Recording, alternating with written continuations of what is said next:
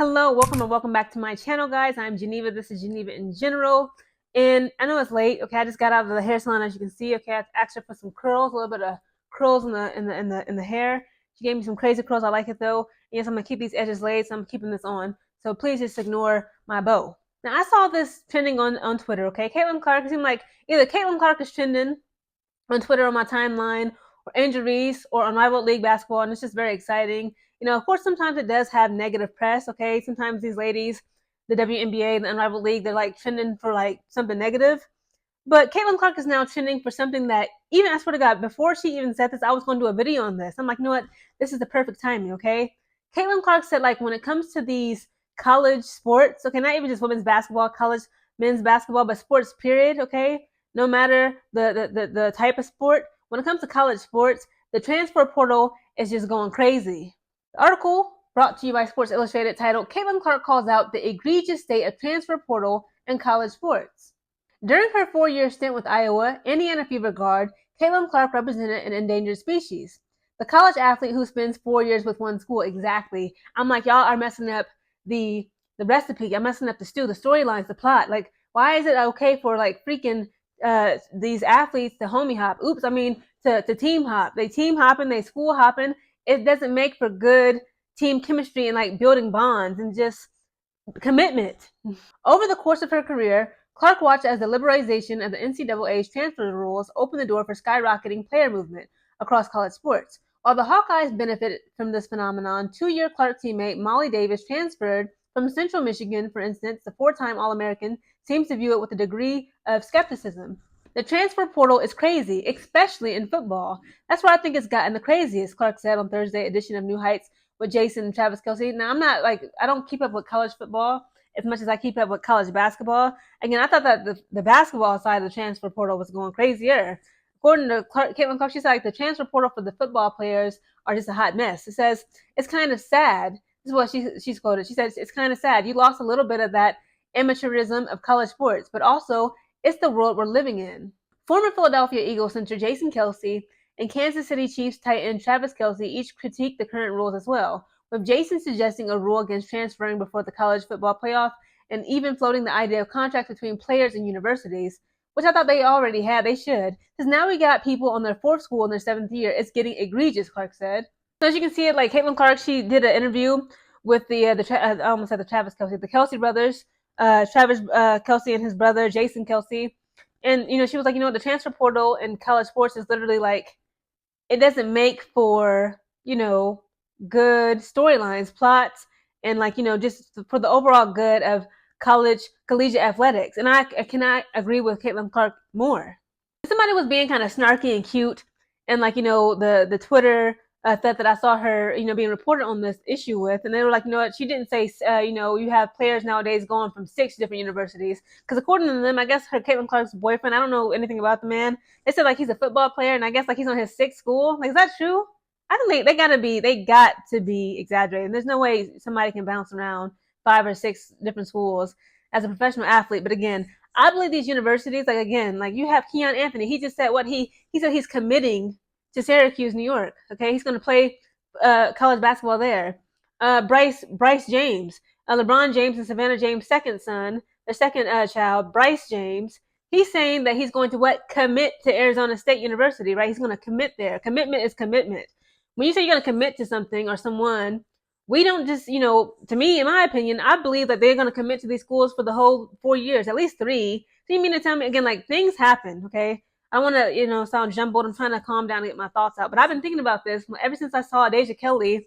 She transferred from North Carolina to Oregon Ducks, okay? It's like, honestly, they give her better look. She's getting more publicity, more sponsorships. Oregon Ducks is the far superior team, in comparison to North Carolina State. But it's like, again, the thing that makes college basketball, specifically women's college basketball, so beautiful, so much more interesting, some would even argue more interesting than the WNBA, is the plot, the storylines, okay? You had, again, Caitlyn Clark, she took her whole 4 years of college university, her collegiate basketball career, she did the whole 4 years at Iowa. She didn't like just bounce around shopping for a better deal, or like, again, like, things happen. I understand human beings are human beings. Perhaps let's say, like, you want to commit, such as Keon Anthony, to Syracuse, New York. you get to that team, you get to that university, and let's say like sometimes things don't work out between a player and their coach, or players and their teammates, right? Okay, i.e. Kennedy Carter, she didn't fought like two of her teammates. In the WNBA, I'm sure she didn't whip a couple back when she was in college. It is what it is. Like, sometimes, human beings, we just don't, mesh well. We don't, gel well together. Or sometimes it's the coach, the coaching program, right? Maybe the coach, you kind of have like a beef with them because they don't understand your playing style. They're trying to change you into something that you're not, which is why a lot of people said, like, if I had a D1 athlete daughter and she was a D1 athlete prospect when it comes to college women's basketball, I would give it away to Kim Mulkey or Dawn Staley as opposed to Gina. They said, like, in what I've gathered and researched online, a lot of people say, like, what, Kim Mulkey and Dawn Staley, specifically Kim Mulkey, she can be very hard and, like, kind of over the top and kind of aggressive with her players, but she allows the girls to be them. Whereas Gino, they said, like, what, he wants to change you. He's just like one of those annoying exes that we always have that just swear that, like, oh, you're good right now, but I could just take you, I could just take you to a higher level. I can, like, elevate your game. If you would just do these little changes, you could tweak this, maybe change that, switch that around. It's like, what, sometimes, like, as a player, as a collegiate level athlete, you just don't fit in with the program, right? Like, you and your coach, you don't see eye to eye. They trying to change you. You don't want to change. Or maybe, like, you're just too slow on the draw, i.e. like NaLyssa Smith. Again, I know that she's WNBA. They're saying, like, NaLyssa Smith no longer fits in the program with the Indiana Fever. They said, like, she's too slow, or they're like a quick paced team. It's like, again, that's, I'm sure, more than sure, okay, it's causing conflict with the team chemistry, the team locker room between her and her teammates, perhaps her and Coach Christie Sides. Again, this is why I believe in the rule for the WNBA. It should remain the same. For female basketball players, for these young women in college, they should have to do either 4 years of university or be 22 years of age and up to join the WNBA. They said that the 19-year-old rule, or like the one and done rule, okay, however, they like to describe it, for the men's side of the game in the NBA, they said it's low key, like, destroying the NBA. Okay, you have these young men, they're very talented, okay, they're very athletic, strong. At 19 years of age, they just do 1 year, like one semester pretty much at college, and they say, hey, I want to get this money. They're offering me a 3-year, $10 million contract. Goodbye to university. Don't have a bachelor's degree. Don't have an associate's. Don't have nothing. Okay, but their skills and strength that they only got to develop out of high school, say literally at most just 1 year of university, or of course they have the choice of going overseas.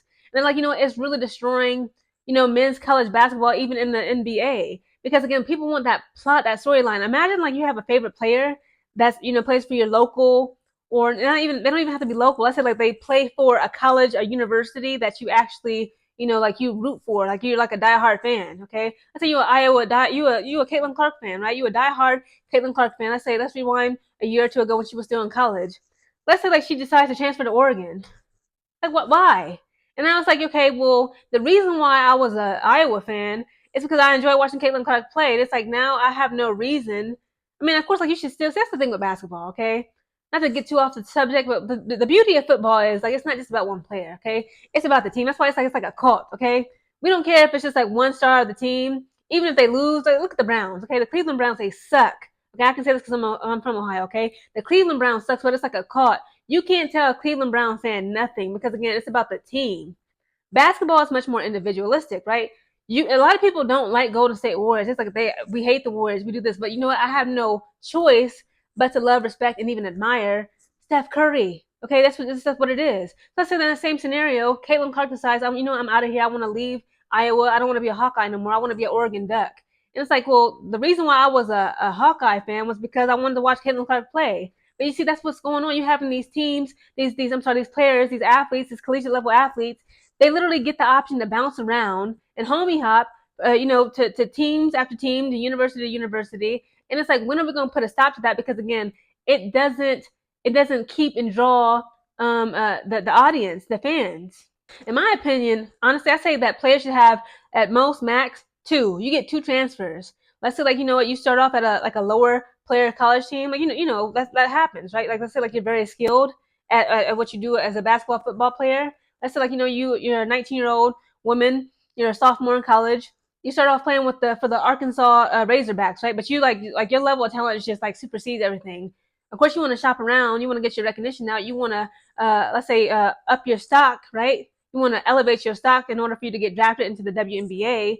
then you should get no more than 2 transfers, say, to go from Arizona, being an Arizona, I'm sorry, not Arizona, an Arkansas Razorback to, say, a LSU Tiger under Kim Mulkey, a Husky under Gino, let's say, a Gamecock under Don Staley, a Lady Trojan under Lindsay Gottlieb. Like, you can actually shop around to a more, famous and more powerful team, right? But again, just 2 max. Again, like Caitlyn Clark said, she's saying you having people who are like bouncing around for 4 different universities and teams, and again, like, it just does not promote a good product. Again, I completely agree with Caitlyn Clark. Again, in 2025, we're on the second day of this year. Let's kick the year off right. Even though I ain't gonna lie, this day 2 of 2025 has been crazy. New Orleans, the Tesla that just exploded at the Trump Hotel. There was a whole bunch of other stuff that just happened. Like, it's already starting off wrong. Okay, but let's right these wrongs by, like, you know what? I agree with Caitlyn Clark. We're gonna right these wrongs in 2025. Let's kick off the new year by implementing this rule. No more homie hopping. No more team hopping. No more school hopping. As a collegiate level athlete, you only get 2 transfers max.